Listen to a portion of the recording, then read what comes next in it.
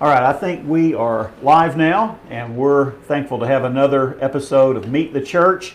Today, you get the opportunity to get to know a little bit better David and Rachel Ann Curtis. And I'm excited about just talking with them and maybe even learning a few things myself that I don't know about them already. But we have done these episodes of Meet the Church to give the church an opportunity to get to know people a little bit more than just casually, like we might meet people at the worship service or in Sunday school. And this gives us a chance to just learn a little bit about their history and what makes them who they are. So David, Rachel Ann, thank you so much for joining us today. And I know the church is going to be blessed by the time that we have here. So I wanted to just begin by kind of asking, how long have you all been here at Westport? Since 1986. Since 1986. Okay. So, and was that when you moved to the area, or? No. No, we moved to the area in 1977. Okay. All right. And at that point, I had some real concerns about the Southern Baptist Convention. They seemed to be going the way of other mainline denominations. Oh, yeah. They were. So when we came, we joined independent Baptist churches. So from 77 to 86, we were members of independent Baptist churches. Right. And then Charles Stanley and Adrian Rogers and a few other leaders came in and took back control of the seminaries. Right. I thought that was the death knell of the Southern Baptist Convention. When the liberal groups got control of the seminaries, I thought it was all over. Yeah. But it was a real miracle that the Southern Baptist Convention was saved by those few leaders. Absolutely. And actually that was, I've got a book on my shelf here somewhere that talks about that very issue. You and I were talking about my books here a minute ago, and it's kind of interesting that we're talking about that. It's here somewhere, but anyway, you know, there's been no other denomination, you know, by God's grace, but no other denomination has been able to pull itself out of that cycle. Right. And so I didn't expect the Southern that's just Baptist an amazing thing, you know, Right. that did happen in Southern Baptist churches. That is true. But you know what happened there, with, you know, we're not here to talk about the history of the SBC, but still, what happened there, that I think was the big difference, was that that the leadership in our seminaries and the leadership even in our denomination, many of those individuals were they didn't really represent the people in the pews, and the people in the pews were still very conservative, and somehow they had kind of worked themselves into leadership, and you know that was just recycling people through different positions and all, and like you were saying, Charles Stanley and Adrian Rogers, Paige Patterson, and a lot of others that behind the scenes really played some significant roles in doing all that. But they said, we're going to appeal to the people. We're going to take it to the pew. And they rallied churches and pastors to get their people to come to the convention.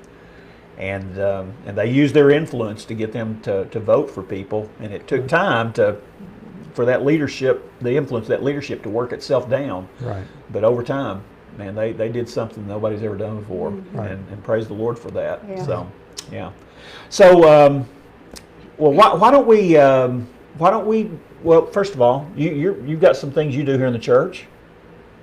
Well, yeah, I play the piano. Play that little tickle the ivory. Right, yeah, and I sing in the choir. Yeah, and you've been doing on our praise team that we've been doing with the current events. Yeah.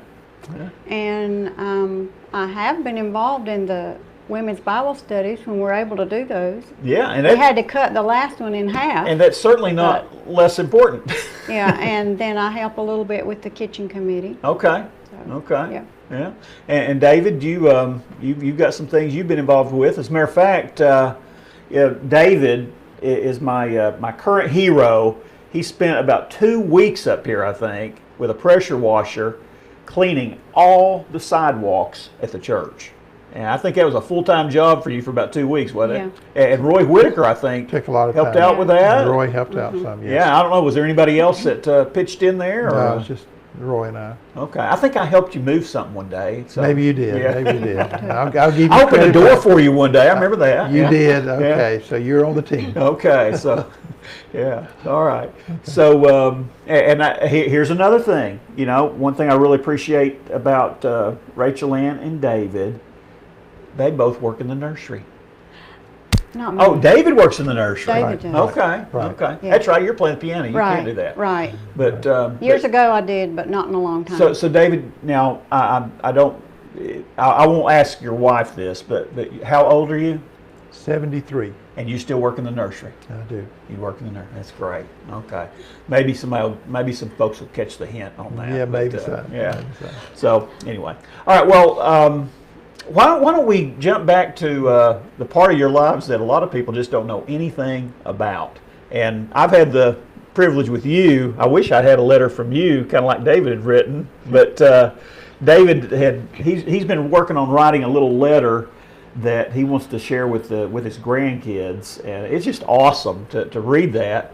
But kind of tells his life story, and you know, just some significant points in his life where made decisions that really affected, you know, how his life would go. Right. And but within that letter, David shared about what life was like growing up, and that was very interesting to me to read that. Yeah. So why don't you just kind of start out telling us, David, where you were born and what life was like growing up, and I may have to pull a few more details out of you that you wouldn't share. But, I was born in Mooresville. My father was a textile worker, and we lived a pretty poor lifestyle. Just paycheck to paycheck. The house I was born in didn't have indoor plumbing for my first 10 years of my life. We just basically had an outhouse and a wood stove in the living room for heat. Mm-hmm. And so then... And you said that was in Mooresville? In Mooresville, right. Mm-hmm. My father Okay. worked in the textile mills there. He Right. moved down from the mountains Right. to work in the mill. And I kind of skipped a generation. My father was 52 when I was born. And so he was kind of like an elderly gentleman when I was a child. When I was about 10 years old, we got indoor plumbing and we got a fuel oil heater. So we had a major jump in quality of life then. Right. But we never had a heated bedroom. I slept in my first heated bedroom at 123 Avery Dormitory on the UNC Chapel Hill campus. First heated bedroom was Right. in college. In college, right. Right. Wow. I remember my grandmother in her house, she had a warm morning stove, an iron stove, just a round Right. cylinder looking thing. Right. That's what they used to heat the house. Right. So, yeah. So, Wow. So growing up though, were you was your family involved in church or? They were. I was taken to church my whole life. I'm so incredibly thankful for that. Good gospel preaching church? Yes, or? yes. Mm-hmm. Yeah, the Textile Workers Church right across the street from the mill. Okay, whereabouts in Mooresville was it?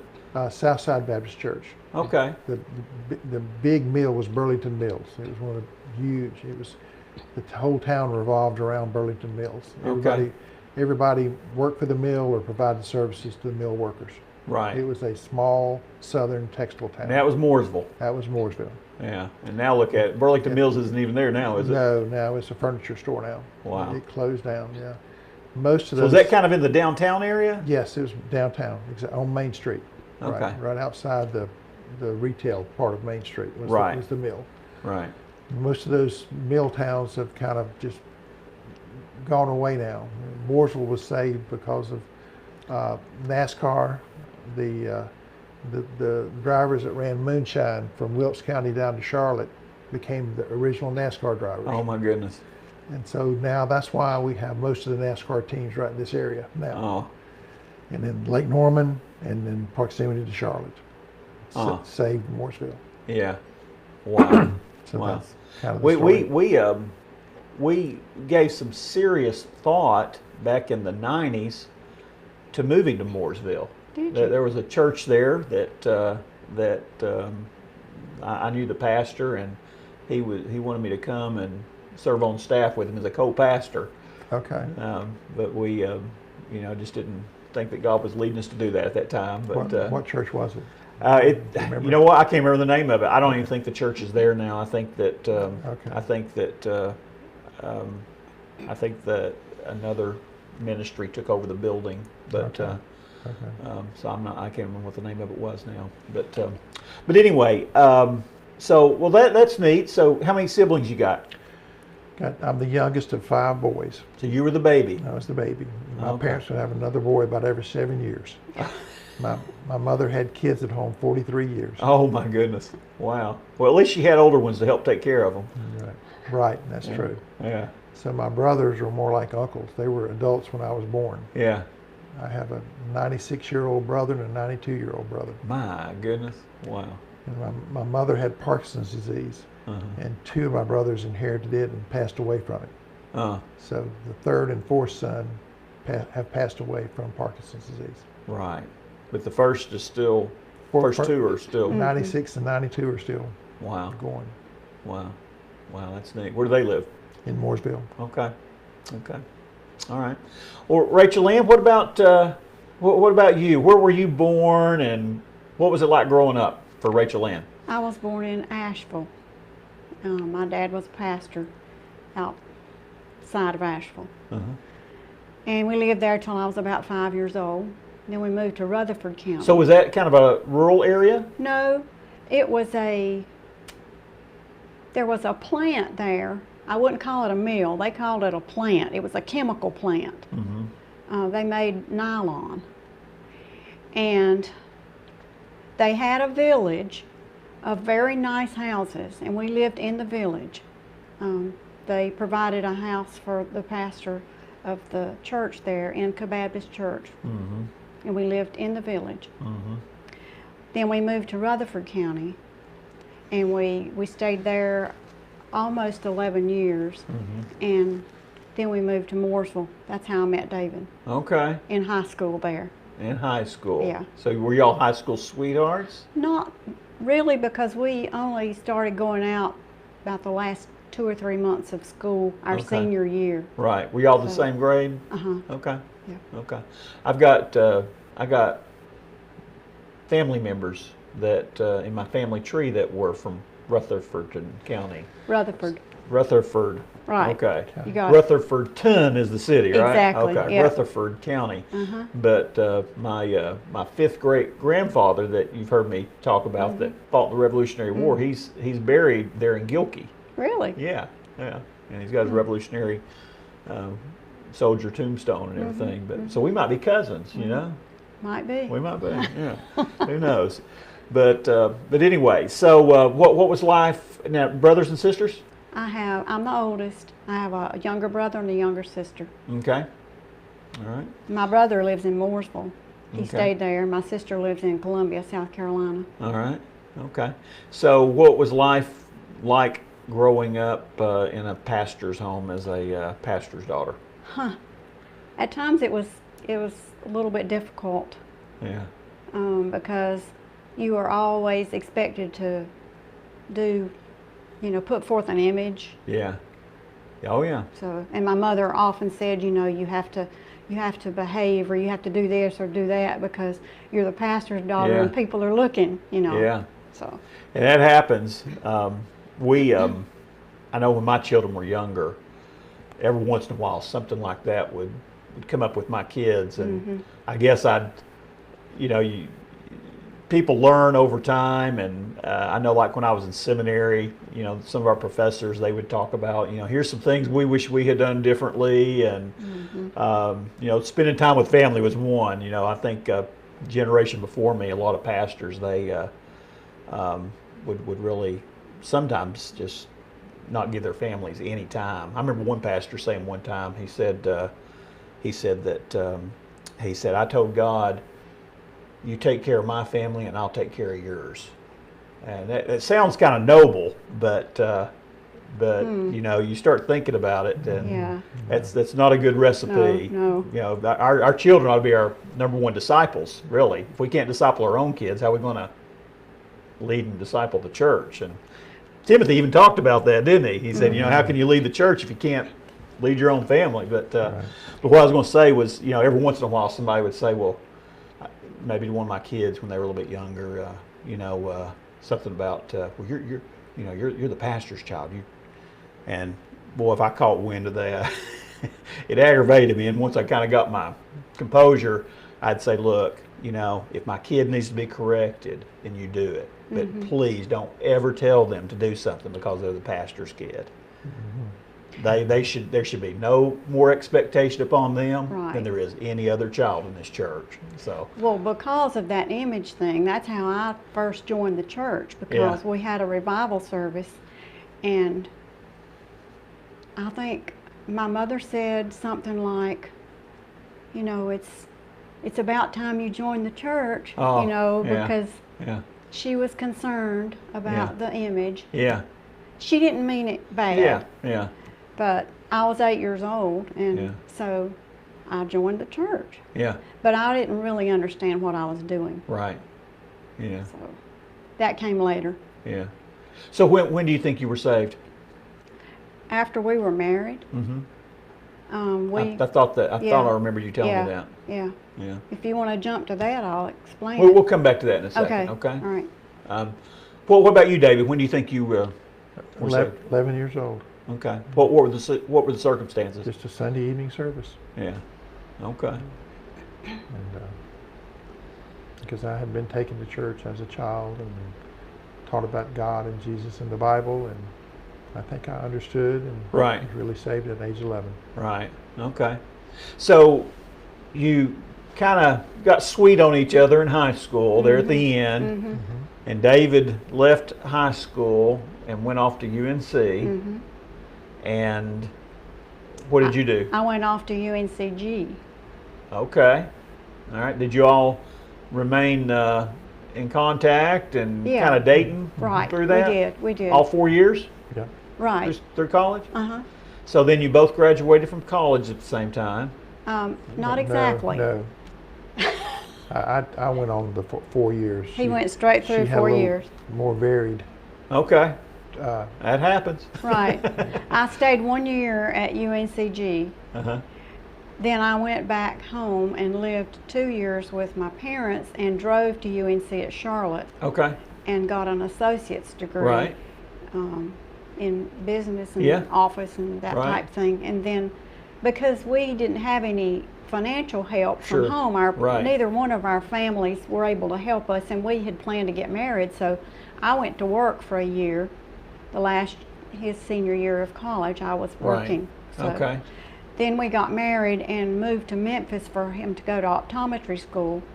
And after we were there, about a year and a half, I went back to school and finished my degree. Okay. Okay. What'd you get that in? Business? No, I got a teaching certification, and I was able to teach business because I had all those business courses. Okay. Yeah. But I taught school for his last 2 years of optometry school. Okay. That was a good income. There's something I didn't know about you. Yeah. Well, that's neat. We got married about 3 months before I graduated from UNC Chapel Hill. About 1 month. 1 month. Okay. Yeah. Okay. Okay. Yeah. She's right, I'm sure she is. I have no doubt. Well, we got married in April, and he graduated in May. There you go. Oh, it was just so wonderful. He thought it was 3 months. Yeah, that's he didn't think that much joy could be compacted in 1 month. So. Right. There you go. All right.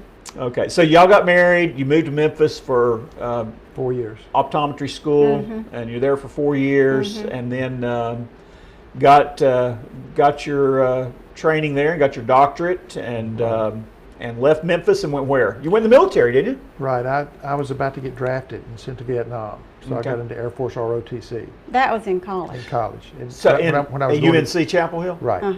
And so I got into Air Force ROTC there.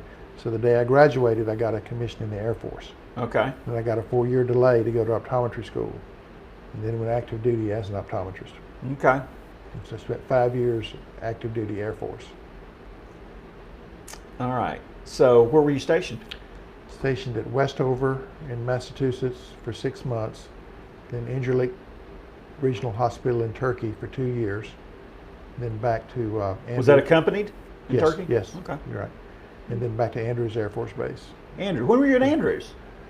Right when I got out in 77, so I was there 76 and 70, part of That's 77. a few years after that. I went to Andrews, Right, so I didn't get there till '84 though. right. So. You're a little later. But you know what? I bet you I worked on medical equipment. Yep, you may have worked on the equipment. And I bet I worked on some equipment that you handled, because we Yep. used to have to go Yes, sir. in and Yep, calibrate those things and all. Of course, Yeah. a lot of the optometry equipment, there wasn't a whole lot to right. really calibrate. I but- lived on bowling. Oh, okay. I used to work up at the bowling Air Force Base. Right. We used to go up there to work on their equipment. Right. Yeah. I lived there, but worked at the Andrews Hospital. They had it seems to me they had a pretty significant optometry clinic They there did. at bowling. Well, yes, they did, but they wanted me at Andrews. Okay. That's something that we worked in the same facility. Right, Yeah. How about that? right, Walk the same halls. Right. That's amazing. right. You just never know, do you? Wow. All right. So you got out of the Air Force and 77. then what happened? Came to Denver Came to Denver. and opened Carolina Eye Care. Okay. And then So Carolina Eye Care, just about a mile or so down the road here. right, that was. So you started I that, founded that. I founded that in 1977 Okay. and ran it till 81. Opened a second office in Lincoln, and then brought in another optometrist in 83, and then made him a partner in 85. And brought a third optometrist in 87, and then sold out to them and worked for them. Okay. That in order to free me up to go on more medical mission trips. Right. That was my whole motivate. That 10-year plan was all to get me out of owning a practice so I could do more medical So mission trips. that's got us up into the 90s now. Right. And so where did the kids come into play here, Rachel Ann? Well, can I back up? Sure. Because I didn't tell when I got saved. Okay. Yes. Do that. When we lived in Memphis, we'd lived there we were active in church there. And we went to visitation and everything. I mean, they fed us a nice meal. Uh-huh. That's one reason we probably went. Yeah. But I wasn't saved. Yeah. And then about halfway through our time there, they had a study course about how to present the gospel when you go on visitation. What church were you at? then? First Baptist. Okay. And we took the training. It was every night for a week. And the last night we were going out to put our training into effect. And we used a little booklet called the 4 Spiritual Laws. Yeah. Yeah. I've got some of those laying right over there, as a matter of fact. So when we got home that night, before we went in the house, I told David I didn't think I had ever really done that. Wow. Wow. And so I got saved in the car before we Yeah. went into the house that night. Wow. And that's how I got saved. Wow. So- That's wonderful. Yeah, I was about 24. You know, in no way does that discredit your parents. They taught you the truth. They did. Taught you the truth. They laid an They awesome showed me the foundation. scriptures. And they made it much easier for you. You know, if you'd Right. grown up in a home where you hadn't learned those things, it would have Right. been much more difficult to come to Christ. And So they laid a yeah. great foundation, but at the same time, I think that what you're sharing here ought to be a challenge to all of us, that we realize that God doesn't have any grandchildren. You know. But you don't push them either. Right. When the Holy Spirit Yeah. is not Yeah. working. So But you know, you think of people that think, well, surely that person's saved. Her dad was a pastor. Surely she's saved, or he. You know, we were just talking about phones, weren't we? And here I've got mine ringing over here, and it's spam. So anyway, cut it off. But you know, that ought to be something we all pause and think about. That, you know, just because we've grown up in church, or we're in an environment where, you know, we've been taught the Word of God and all, that doesn't mean that we truly know Christ. right.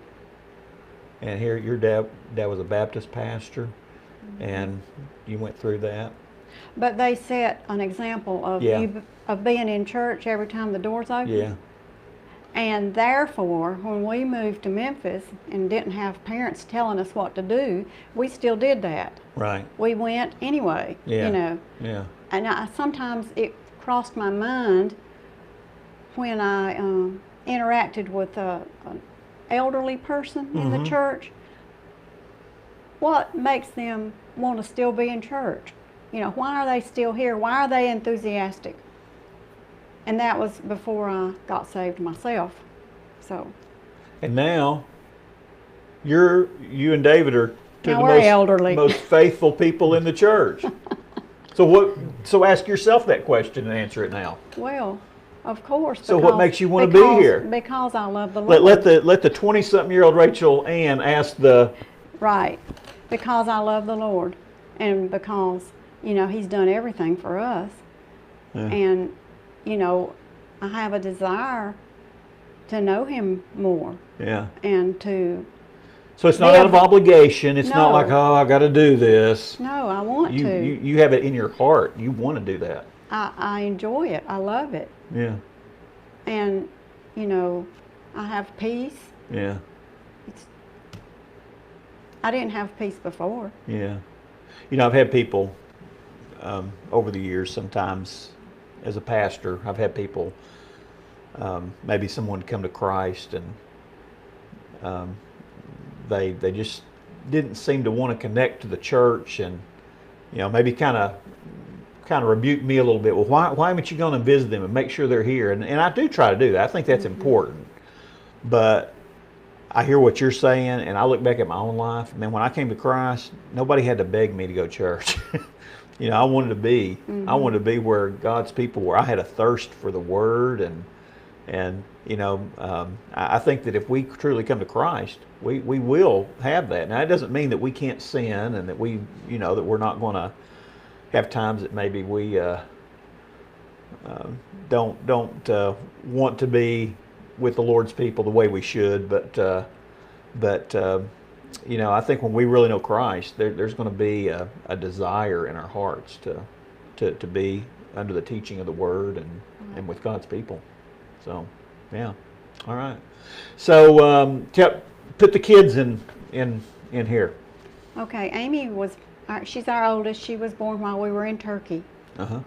And then when we moved to Denver, Sarah and Preston were born. Okay, in that order? Yes, Okay. in that order. Okay. And Amy is married and lives in Fredericksburg, Virginia, has 5 children. Okay. Sarah is not married, and she is a veterinarian, lives in Delaware. Okay. And Preston is married and has 3 children. He lives here. Is he in Mooresville?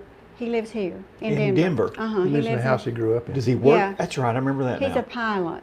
For What company? It's a private company. It's a company out of the Statesville Airport that carries NASCAR teams. so he's working with races. those moonshine drivers. Yeah. Exactly, exactly. I'm joking. Yeah, I hope Preston's like, Yeah. why did he say that? No. Yeah. I'm just referring back to what you said. Right, but, right. They've all retired. Yeah. So, well, that's great. That's great. All right. So, what? Talk a little bit about your some of the I think you called it in your letter inflection points. Right. What? So what you wrote this letter and you allowed me to look at that and just kind of see your story there. Right. But you had throughout that letter what you called inflection points, which were key times that you made decisions that really radically affected what direction your life would go. Am I saying that correctly? Right. Yeah. So say what you mean by an inflection point. Inflection point is just you come to a point where you have to make a decision, and that decision dramatically impacts your future. Okay. So I identified, I think, 6 or 7 inflection points in my life that just pretty well define who I am today. Okay. You know, the first inflection point was the decision to get saved at age Okay. 11. The second inflection point was an inflection point was the decision to go to optometry school, which defined my professional career. Inflection point was the decision to marry Rachel Ann. It just had a dramatic impact on my life. So those times where you make a decision and your whole future is dramatically altered by. So by that why would you not include, as an inflection point, why would you not include your decision to join the Air Force? Well, the decision to join the Air Force, well, I guess it was an inflection point. I'm sure there's because- probably many more, but you're trying to hit the more important ones. Well, that really, when you think about it, that was an important one, because if I had not got an Air Force ROTC, I'm sure I would have been drafted. And that's what I was thinking. And You know, sent- you sent might have to been carrying an Vietnam. M16 over in the I jungles would- of Vietnam. I would have, Yeah. highly likely that I would have been. And, you know, I could have gotten killed or physically wounded or Yeah. psychologically impaired like a lot of those soldiers were. Yeah. And that would have been a major inflection point in my life. Right. So avoiding going to Vietnam probably would count as an inflection Yeah. point in my life. Yeah. Avoiding it by going to the military. Right. You know, Avoiding it by going you didn't go to in there. Canada or something. You Right. Right. You know, you Yeah. chose a legal method. Right. to- But I had a very low draft number, so and they at that point they were drafting based on your birth date.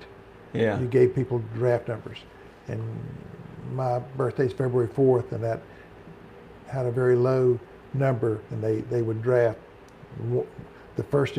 Everyone had got number one. They were the first group drafted. It So went on December 31st was up. Who knows? the best, right? No, it wasn't. It was the lottery. Oh, They drew.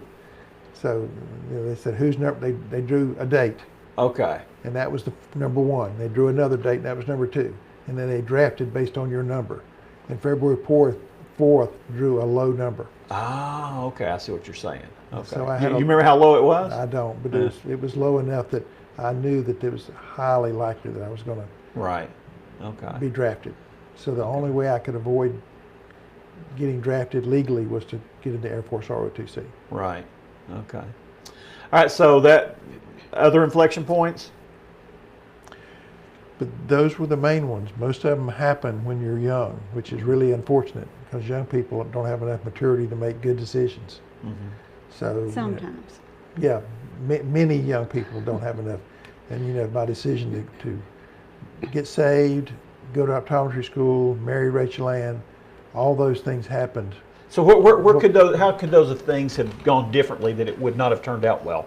Well, if I had not joined Air Force ROTC, Now I'm kind of thinking of maybe people that might watch this. don't know what would have happened if I had not married Rachel Ann and married someone else. And You could have married someone who was not a believer. exactly, or you know, That could have radically changed. He did. He married somebody who was not. Well, But I thought I didn't realize that. I thought she Yeah. was. he did it in good faith. That's right. That's right. Yeah. And you know, the decision to go to college, you know, going to college was unusual. Only my older brother went to college. The older three didn't even go to college. And so the decision to go to college and basically break the cycle of poverty that I was born into. Right. And the decision to go to college was a major part of breaking that cycle of poverty that I grew up in. Yeah. So So what would you say are some of the, if you were, you know, if we had some teenagers or maybe some people in their young 20s or in their 20s, right. what would you say are some of the inflection points that they really ought to be keying in on? Well, keying in on decisions about your education, your profession, who you're going to marry, and getting saved. Those are the really. So what goes into major- making a wise choice in those things? So you talk about your education. How okay, well, I'm going to make that an inflection point. How do they make that inflection point and make a wise decision on that? It was a wise decision because it allowed me to get into a profession where I could earn more. But how do they go? Well, What are steps they take to Well, make a wise choice? Biblical principles, following biblical principles is the key to everything. No question about it. Right. The Bible says to marry a Christian, and I thought Rachel Ann was a Christian. Yeah. And so just follow the biblical principles, and you'll be right most of the time. Right. You know, making right decisions doesn't guarantee you'll be successful in life. By the world Because standards. things can happen. Yeah, by the world standards. By the world standards. But making bad decisions will almost guarantee that you will not be successful. Yeah. I mean, just like your parents. Just because they didn't have plumbing in their house, Right. I don't think that means they weren't successful. Right. Right. Yeah. Right. Yeah. But, I mean, I see, you know, I've seen people over the years and grandparents, both sides of the family that grew up in really what you're talking about, poverty, but you look at the character that they had. Right. right. And today you look at the wealth that people have and the lack of character. Right. And you know, you gotta think there's a correlation there, a direct correlation in some way. Right.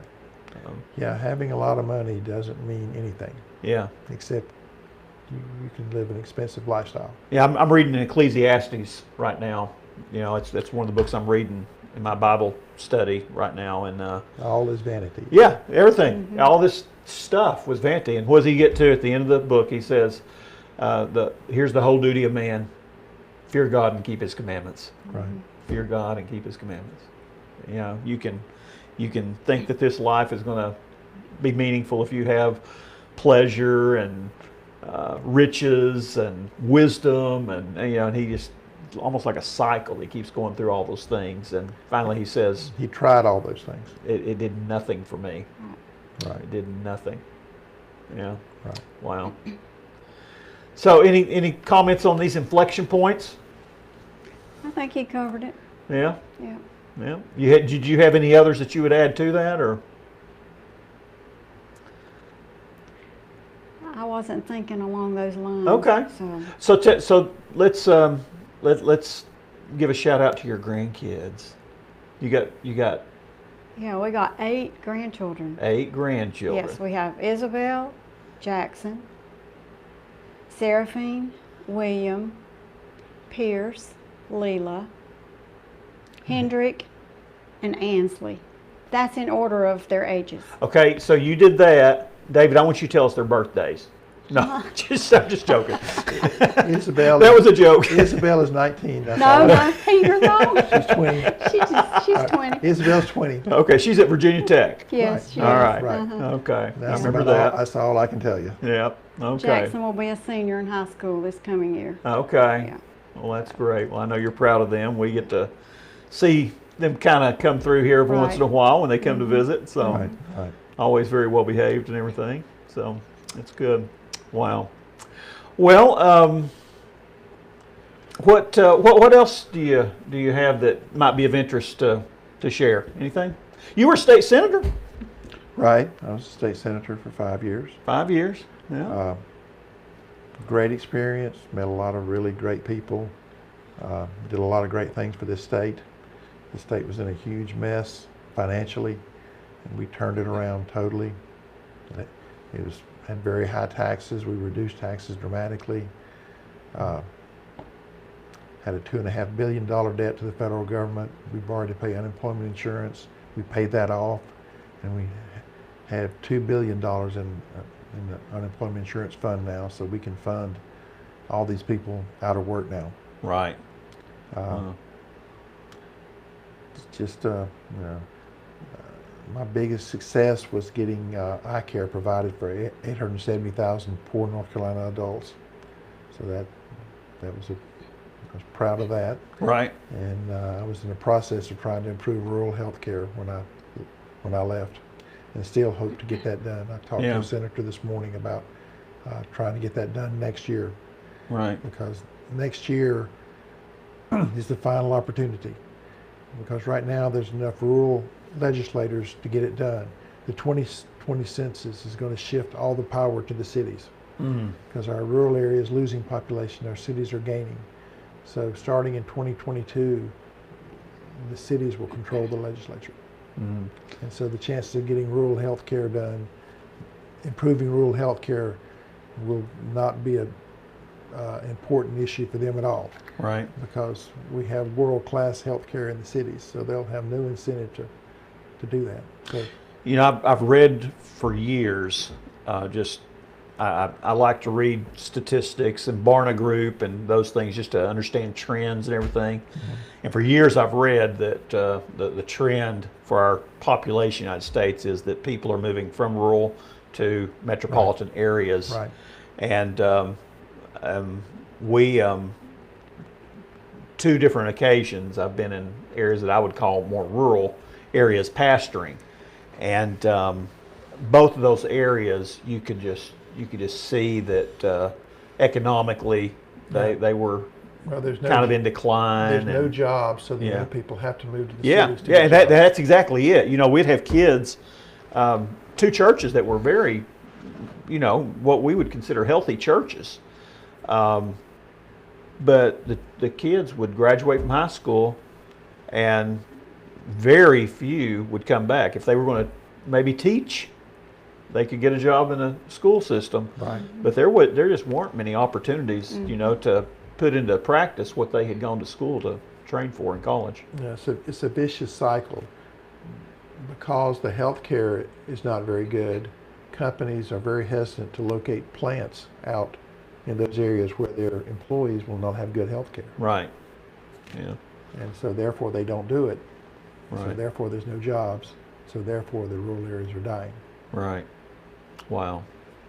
Well, what would you say, Rachel Ann, to young ladies in our church? You've been blessed to raise 3 children. What would you say to young ladies as they think about little kids running around their feet, and how could you encourage them? What advice would you give them? I would say keep them in church no matter what. Keep them in church. Don't go to ball practice. Don't go to this and that and the other. If that is a conflict with church, go to church. Yeah. And I would say, I didn't even have to pay you to say that, did I? I would say, you know, try your best to teach them how to be Christ-like, how to love Jesus. Even, you know, they're not maybe saved yet because they're little kids, but teach them about Jesus. Teach them about the Bible. Right. Pray for them all the time. Don't push them into salvation, Right. but make it well known what you Yeah. have to do, Yeah. and not just 1 or 2 times. Just let it be in your lifestyle that you make lessons in just the everyday things that happen. Right. Make lessons into what God wants you to do Right. and how that would be pleasing to the Lord, Right.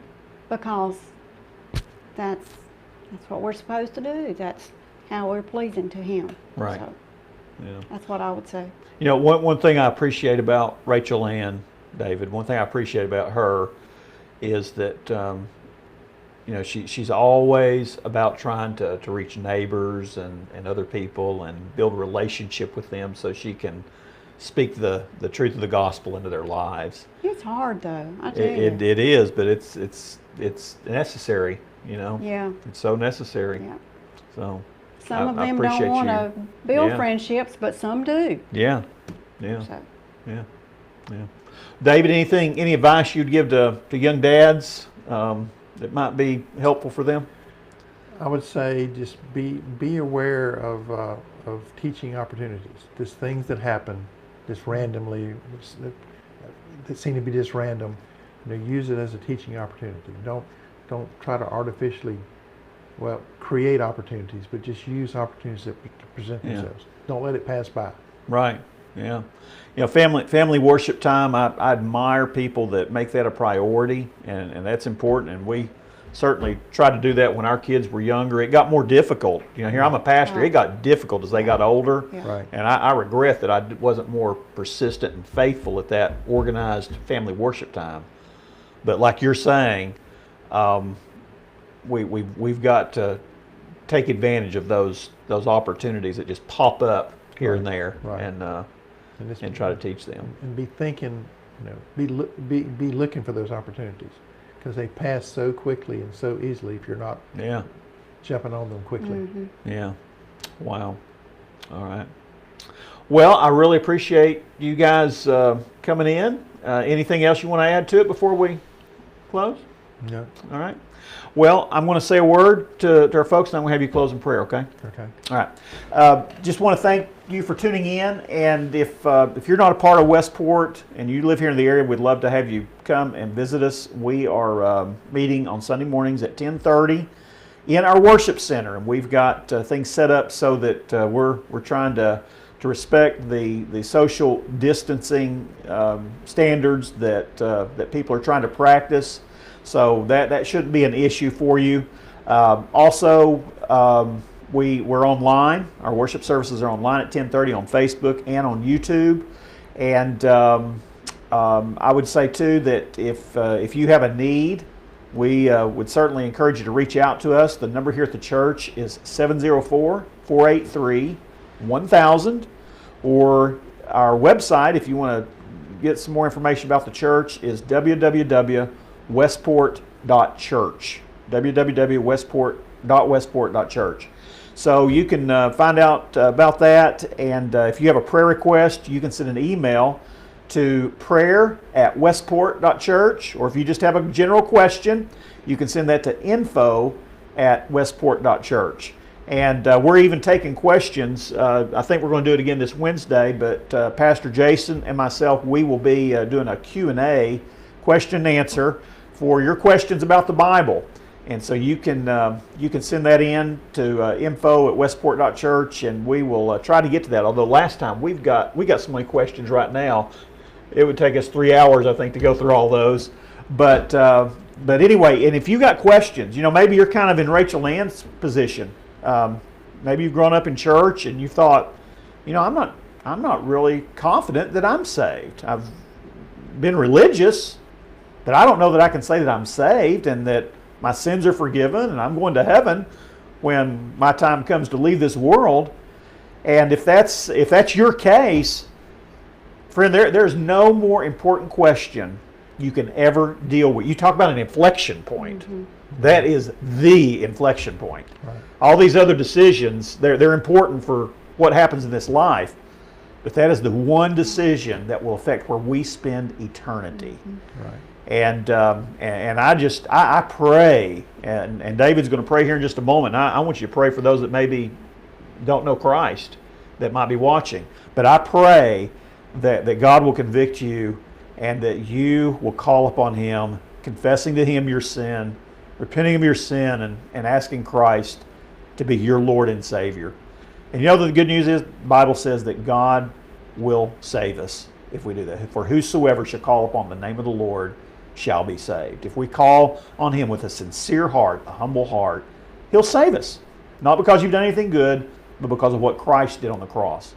So if you got questions about that, man, reach out to us. Call the church number, again, 704-483-1000.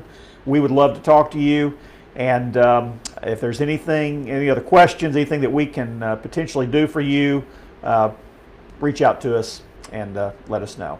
Thank you guys again for tuning in, or coming in, and thank you all for tuning in. But David, why don't you pray for the families that are watching and the families here at Westport? Would you do that? Okay, sure.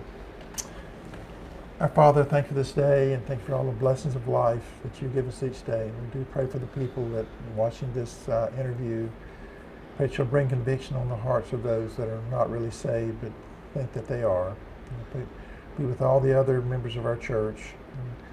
Pray that you'll be with our country as we deal with all the challenges we're facing. The social unrest, the pandemic, the loss of jobs, and just the general uncertainty that we're facing on so many levels.